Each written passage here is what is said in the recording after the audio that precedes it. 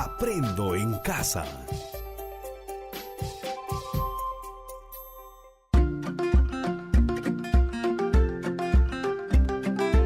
Queridos estudiantes, los invitamos a participar en el desarrollo de las sesiones de aprendizaje que hemos preparado para ustedes. Aprendo en casa.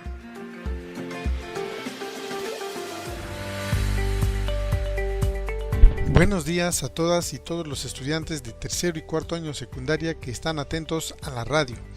Bienvenidos a su programa Aprendo Ciencia y Tecnología en Casa. Soy Wilfredo Palomino Noa y junto a Rocío Solano Mendoza les acompañaremos el día de hoy.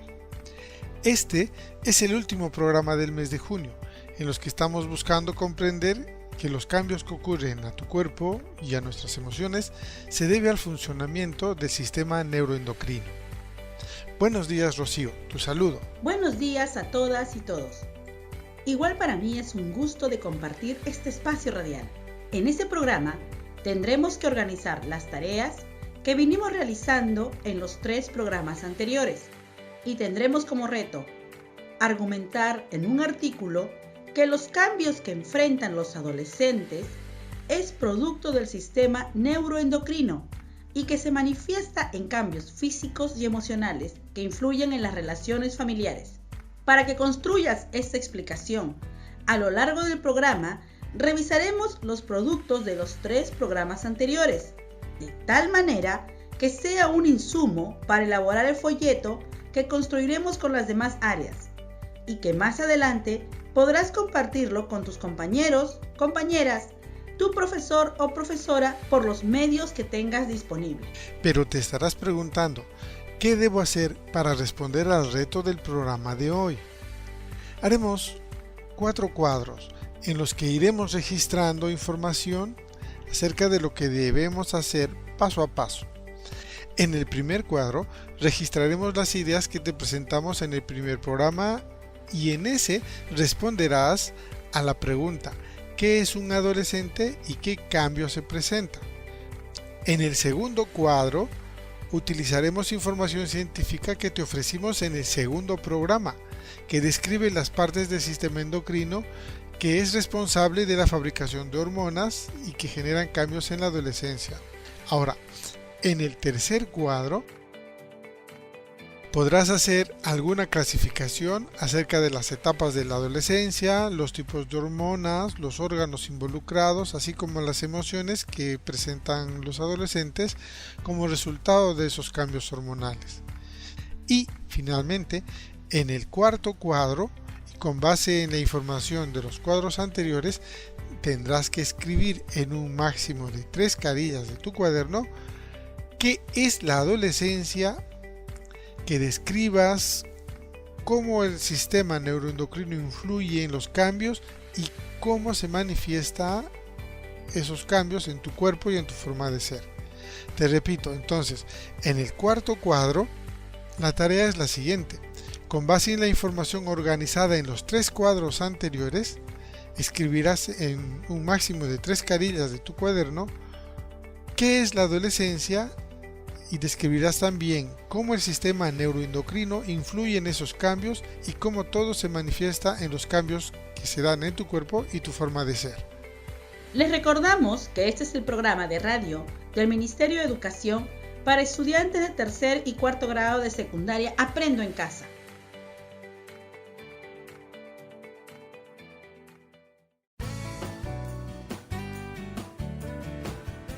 Queridos estudiantes, en el primer programa tuvimos como reto identificar los cambios que están viviendo en esta etapa y con base en las ideas clave que mencionamos en ese programa tenían que elaborar un cuadro con la lista de esos cambios. Recuerdo que consideramos el caso de 2 jovencitos, Jaime y Janet, que estaban en pleno desarrollo y cambios por la adolescencia. Y eso les tenía preocupados y hasta un poquito confundidos. En ese programa dijimos que estos cambios los pasamos todas las personas y se les conoce como etapas de la vida y en los seres humanos se llaman. Primero, la etapa prenatal es la que incluye los momentos en los los que aún un niño no ha nacido y está viviendo dentro de su mamá. Una segunda etapa, que es la etapa de la infancia, que se inicia en el momento de nacer y termina alrededor de los 3 o 4 años. Luego viene la etapa de la niñez. En esta etapa la vida es la que se presenta más o menos entre los 3 y 11 años. Luego viene la etapa que nos interesa, la adolescencia, que se vive entre los 11 y 17 años. Luego viene la etapa de la juventud, aproximadamente entre los 18 y 35, y la etapa de la adultez, que es cuando se supone la persona está madura, que va desde los 36 a 65 años, y la etapa de la ancianidad, aunque ahora le conocemos como adultos mayores, que comienza después de los 65 años. Así es, queridos estudiantes. Queremos recordarles que si ya comenzaron a vivir esos cambios en su cuerpo y su forma de ser, tranquilos, todo estará bien. Solo están iniciando una nueva etapa de su vida, pero deberemos estar atentos y atentas para poder hacer frente a esos cambios de tal manera que nos hagamos mejores personas. La adolescencia podemos dividirla en 3 etapas. La adolescencia temprana, de 11, 12 y 13 años. La adolescencia media, entre los 14, 15 y 16 años. Y la adolescencia tardía, entre los 17, 18 y 19 años. Así es, Rocío. La tarea final de ese programa fue que le elaboraran un cuadro en el que registren esos cambios que les están ocurriendo o que están observando que les ocurren a sus compañeros. Este cuadro debiera tener 3 columnas. Las dos primeras columnas referidas a los cambios físicos que ocurren en el sexo masculino y en el sexo femenino. Y en la tercera columna ya tendría que anotar cada quien según el sexo que tiene. O sea, si eres varón, los cambios en la forma de ser que estás sufriendo, y si eres mujer, los cambios que también son característicos de ti. Por ejemplo, entre los cambios que podría anotar un varón, podría decir que aparece vello púbico, también vellos en las axilas, en los brazos, en las piernas. En el caso de los cambios físicos que están enfrentando el sexo femenino, podríamos decir que también les desarrolla vello púbico, acumulan grasa en las caderas, y respecto a sus cambios en la forma de ser en la tercera columna, eso ya dependería del sexo de cada quien. Por ejemplo, si es del sexo masculino, podrían decir que tienen reacciones un poco torpes, que son un poco tímidos, o que tienen reacciones contradictorias, cosas así. Entonces debiéramos tener 3 columnas en las que anotamos esos cambios. También en este programa pedimos que conversaran con sus padres u otros adultos de la familia y que les pregunten acerca de cómo habían vivido ellos esa etapa.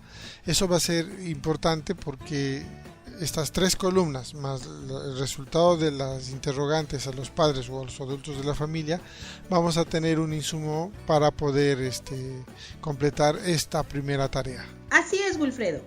A continuación, les recordaremos lo que trabajamos en el segundo y tercer programa y que les servirá de insumo para que describan las partes del sistema endocrino, que es el responsable de la fabricación de hormonas que generan los cambios de la adolescencia en el segundo cuadro.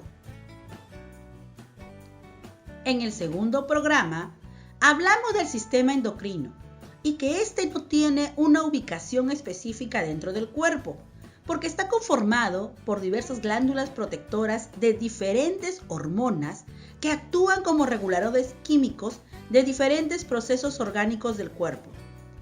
Las hormonas son los mensajeros químicos del organismo, ya que transportan información e instrucciones de un conjunto de células a otro.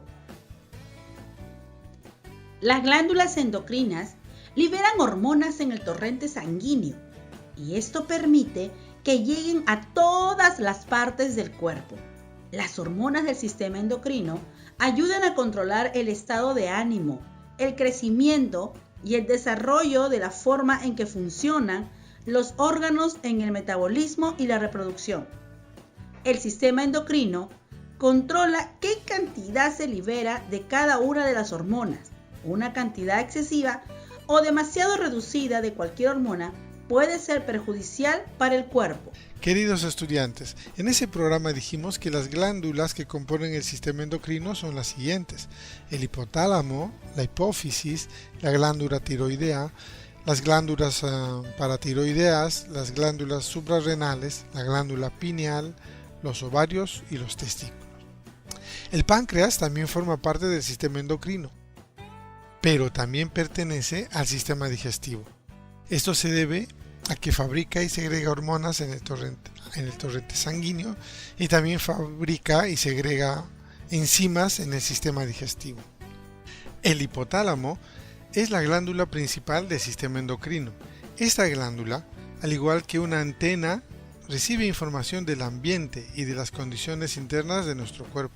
Por ejemplo, la temperatura del ambiente o la temperatura interna del cuerpo, o la cantidad de luz que estamos recibiendo o qué sentimientos estamos experimentando en ese momento. El hipotálamo recoge toda esa información del cerebro y le envía a otra glándula llamada hipófisis. Esta glándula hipófisis, a pesar de su tamaño, se le suele llamar la glándula maestra, ya que fabrica todas las hormonas que controlan a las demás glándulas endocrinas. Para que tengas más información sobre el sistema endocrino, te recomendamos que revises los apuntes que has ido tomando y que te apoyes en algún libro que hable acerca del sistema endocrino. Del sistema endocrino, también dijimos que si produce una cantidad excesiva o insuficiente de cualquier hormona, puede ser perjudicial para el cuerpo. Por ejemplo, si la hipófisis produce una cantidad excesiva de la hormona de crecimiento, el niño podría ser demasiado alto. Si produce una cantidad insuficiente, el niño podría ser anormalmente bajo. Pero, ¿cómo saber si posiblemente hay problemas en el sistema endocrino? La médica Larissa Hirsch de Teen Health dice: bebes mucha agua, pero sigues teniendo sed. Orinas a menudo. Tienes dolor de barriga o náuseas con frecuencia. Estás muy cansado o te sientes débil. Estás ganando o perdiendo mucho peso. Tienes temblores o sudas mucho. Tienes estreñimiento. No estás creciendo o no te estás desarrollando según lo que cabe esperar. Así es, Rocío. Otra cosa que comentamos en ese programa es que para ayudar a mantener sano el sistema endocrino, todas las personas tendrían que hacer ejercicio físico, llevar una dieta balanceada, a asistir a sus revisiones médicas, y si los jóvenes se dan cuenta que no están creciendo o que algo sienten que no están dando bien, que visiten a su médico, de tal manera que puedan diagnosticar con base en información científica si es que eventualmente tienen problemas endocrinos o si algún otro problema está impidiendo su desarrollo normal. Así que es importante visitar al médico. En el tercer programa hablamos acerca de cómo las emociones se deben a la presencia de ciertas hormonas o neurotransmisores. Un neurotransmisor es una biomolécula que transmite información de una neurona, que es un tipo de célula del sistema nervioso, a otra neurona consecutiva, unidas mediante una sinapsis. Cuando se libera un neurotransmisor, este va solo hacia un tipo de célula, las neuronas, que se envían la información mediante sinapsis, mientras que las hormonas se comunican con los órganos. El órgano dependerá del tipo de hormona que sea liberada, dando igual la distancia donde se encuentren, viajando por el torrente sanguíneo. La hormona es liberada por una glándula endocrina al torrente circulatorio. mientras que el neurotransmisor es liberado por las neuronas en el espacio sináptico que existe entre neurona y neurona. Dijimos también que algunas hormonas también actúan como neurotransmisores, como es el caso de la noradrenalina o norepinefrina, que interviene en la emoción de la tristeza y es secretada tanto por las neuronas como por las glándulas suprarrenales. Otras no actúan como neurotransmisores, sino como precursoras de ellos. Cabe destacar que la hormona tiene un tiempo más largo de acción y por lo tanto el tiempo de efecto de una hormona es mucho más prolongado que el de un neurotransmisor. Hablamos también de la felicidad, que es un estado de ánimo en el que la persona se siente plenamente satisfecha por gozar de lo que desea o por disfrutar de algo bueno. Esta emoción está fuertemente ligada a la segregación de endorfinas, también conocidas como hormonas de la felicidad. Segregar endorfinas nos hace sentir mejor, nos relaja. Así es, Wilfredo. También nos ocupamos de la alegría, que es producida gracias a las endorfinas y la dopamina. La dopamina se encuentra mayormente en el sistema nervioso autónomo, quien se encarga de la regulación de las funciones viscerales involuntarias del organismo, por ejemplo, los latidos del corazón. La dopamina es liberada cuando se logran metas en la vida, se comparte con los amigos, cuando se tienen satisfacciones o placeres básicos como el comer, el beber, el sexo. También cuando se tienen experiencias exitosas como superar un examen, conseguir un trabajo o empleo, curarse de una enfermedad grave, ir de vacaciones, finalizar con éxitos unos estudios, cobrar algún dinero, etc. Los bajos niveles de dopamina están relacionados con una disminución de nuestra sociabilidad, es decir, cuando nos alejamos de nuestros seres queridos. Además, la dopamina no es solo un neurotransmisor, sino que también es una neurohormona, es decir, que se vierte directamente al espacio sináptico, pero su tiempo de efecto es mucho más prolongado que el de un neurotransmisor normal. Algo que debemos tomar muy en cuenta, por lo que debemos tener mucho cuidado, es que durante el consumo de sustancias que crean dependencia, como la nicotina, el alcohol y las drogas, se produce dopamina y por ello pueden generar dependencia. Ya saben, debemos tener mucho cuidado con el consumo de estas sustancias. La recomendación es: evita su consumo.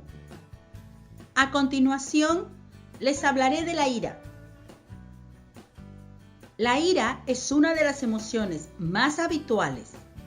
Incluye sentimientos como el rencor, la rabia, la indiferencia, la envidia y el enfado. A menudo mucha gente se pregunta ¿qué tiene ganas de hacer cuando siente ira? La respuesta es fácil. Quieres gritar, pegar, insultar, etc. En definitiva, de lo que tenemos ganas de hacer es de agredir. Se dice que los jóvenes son más propensos a utilizar el ataque físico directo. Y por ejemplo, las mujeres son más sutiles y estratégicas y optan por el ataque indirecto. Pero al final, es un ataque que fácilmente puede derivar en violencia. En los lóbulos frontales tiene lugar el control de la ira. Las lesiones en esta área impiden su control, ya que bloquean los mecanismos corticales inhibitorios. Los bajos niveles de serotonina provocan la aparición de la ira y pueden derivar en problemas de agresividad. Este neurotransmisor funciona como inhibidor del enfado, de la temperatura corporal, de la ira y la agresión. Según la Real Academia de la Lengua Española, el miedo es la angustia por un riesgo o daño real o imaginario, y el recelo o aprehensión que alguien tiene de que les pueda suceder algo contrario a lo que desea. El miedo a la muerte, por ejemplo, y al objeto que pueda producirlo, que puede ser una persona, un animal, una catástrofe, son causas primarias.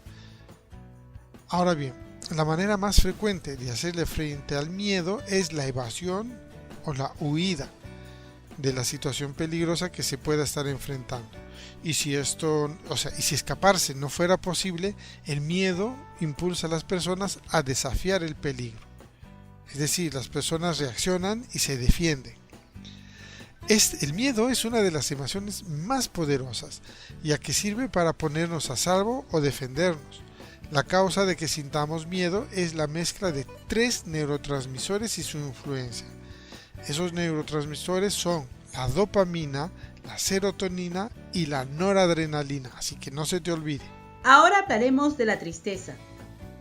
Normalmente la tristeza suele producirse por la pérdida de algo o alguien que valoramos como primordial, por ejemplo la salud, los bienes materiales o un ser querido. También se consideran pérdidas la separación, el divorcio, una enfermedad grave, el desempleo o la vejez, pero muchos estudios confirman que la tristeza más grande es la muerte de un ser querido. Posiblemente la tristeza más grande de todas es la que se produce cuando una madre o un padre pierden a su hijo. Sufrir esta emoción en nuestro cuerpo provoca un bajón de energía en nuestro organismo, una baja efusividad y una baja propensión en las relaciones sociales.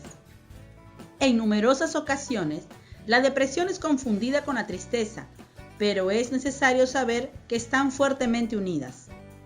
La disminución de los neurotransmisores noradrenalina y serotonina en el cerebro es la responsable de la aparición de la sensación de pena o tristeza.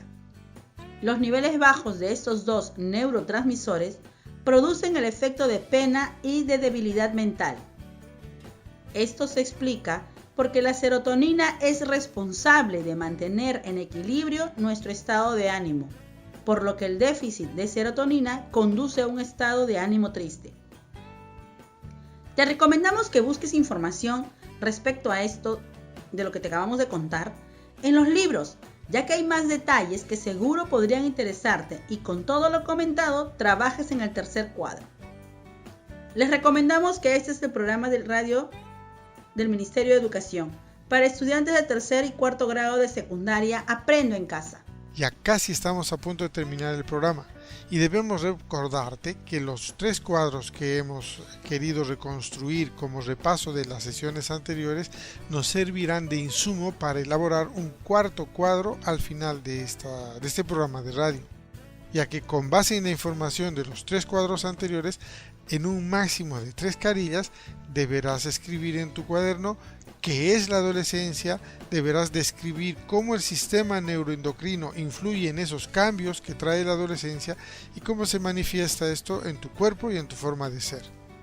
De esta manera, elaborarás información que te permita comprender que los factores biológicos característicos del proceso evolutivo que viven todas las personas, ya sean adultas o que estén en pleno proceso de la adolescencia, influyen en las interacciones al interior de la familia. Por eso es importante que esto que vas a producir se utilice en el folleto informativo Conviviendo Feliz con mi Familia.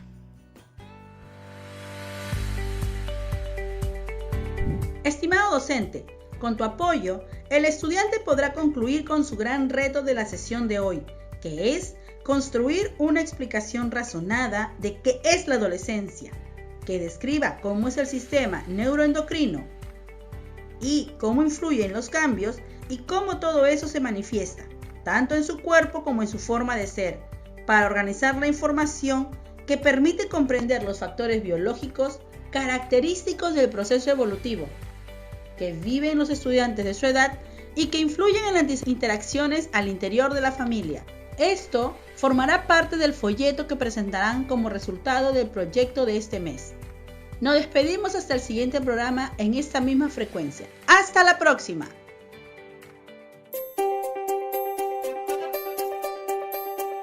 Aprendo en casa.